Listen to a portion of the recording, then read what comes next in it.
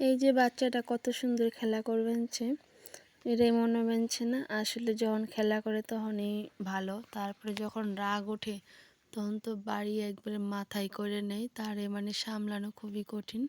তো আমার সকাল হয়েছে ভোর 4টার দিকে, আর এই যে 4টার সময় হচ্ছে আমার ছেলের হচ্ছে একটা প্যাম্পাস চেঞ্জ করলাম। আর এই যে সারা রাত্রে কিন্তু 3টা প্যাম্পাস চেঞ্জ করা হয়ে গেছে গা। তারপরে হচ্ছে আর একটা চেঞ্জ করে দিলাম। তারপরে হচ্ছে এই জায়গায় আমার ছেলেরা খাওয়াবেন ছিলাম। আমার মা কিন্তু খাবারটা গুলে দিয়ে গেছে, মানে দুধটা গুলে দিয়ে তারপরে গেছে। আর এই যে দেখো সকালবেলা হচ্ছে আমার খাবার, আর আমার ছেলেরে হচ্ছে খাওয়াবেন ছিলাম। যেহেতু সেই ভোরবেলা খাওয়াইছি, তারপরে আমার ছেলেরা আবার খিদে পেয়েছিল, তো একটু কান্না করবেন ছিল, তারপরে হচ্ছে ওরে আমি আবার খাওয়াবেন ছিলাম।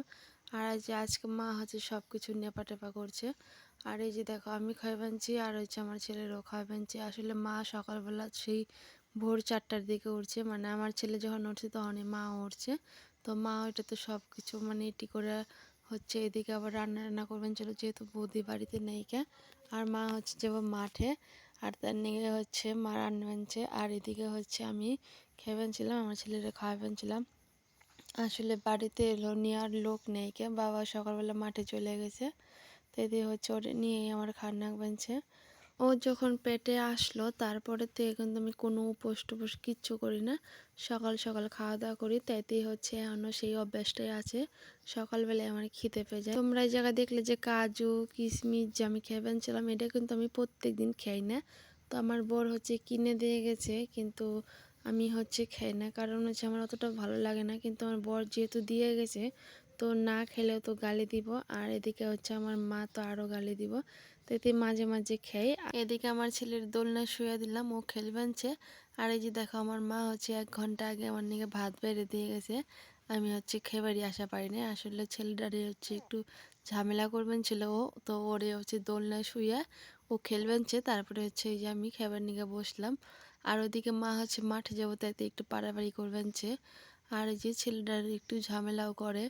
তো খাওয়া দাওয়া করে হচ্ছে আমি চান করে নিলাম, যে মা থাকতে থাকতে আমি চান করে নিই, মা চলে গেলে হচ্ছে আমি আবার চান করার টাইম পাম না। তো এদিকে কিন্তু আমার ছেলেরা হচ্ছে দোলনায় শুয়ে দিছি, আর এদিকে আমি চান টান করে নিলাম। তারপরে হচ্ছে ওরে চান করামো। আসলে আমি চান করাম না, আজকে বড় মাস পরে চান করবেন নিগে।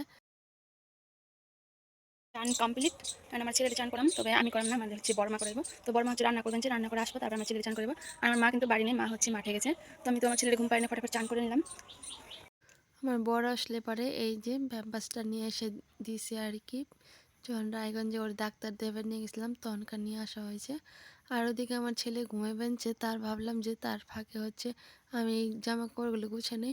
অনেক দিন ধরে আছে, মানে এলোমেলো হয়ে আছে, জামা কাপড়গুলো গুছানো হয় না। তো ভাবলাম যে ঠান্ডা তো কমে গেছে গা, তো তার মধ্যে হচ্ছে ওর একটু ঠান্ডার পোশাকগুলো একটু ঢুকে রাখবো, আর যেগুলো পরামো এখন ওগুলো হচ্ছে বাইরে রাখবো।